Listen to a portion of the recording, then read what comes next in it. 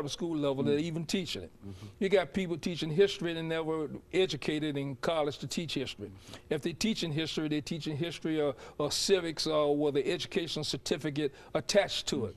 And so they teach these kids the simplistic notion, the 13th Amendment freed the slaves, the 14th Amendment made them citizens, and the 15th Amendment gave them the right to vote. Well, if you're not going to be any more comprehensive about that as far as the educational process is concerned on a high school level, then it's pretty understandable why people can grow up and not really know what these rights are all about, except by listening to your show. Yeah, but one thing is clear, though, is that that there are a large number of folks who are not voting now.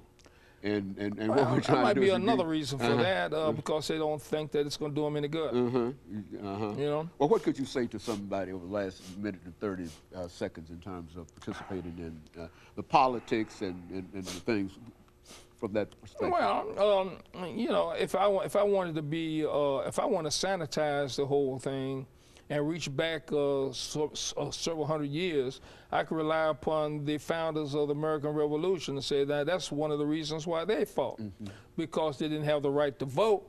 I suppose if Parliament allowed them to have representation I suppose if England had allowed the colonists to have representation in the Parliament, you may not have had the revolution.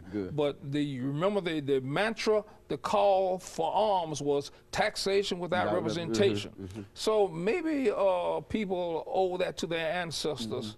Another reason, specifically like black people, they ought to vote because they ought to vindicate the loss of lives and limbs on the part of their ancestors who were lynched and killed and firebombed out of the houses for wanting to do this. And now having achieved this right, and not to use it because you're too lazy to get out of bed, that's an affront to the struggles endured by your own ancestors. So that's an obligation that you have to your own history. Very good. And of course, Dr. Blackshear, let me thank you over the last 10 seconds.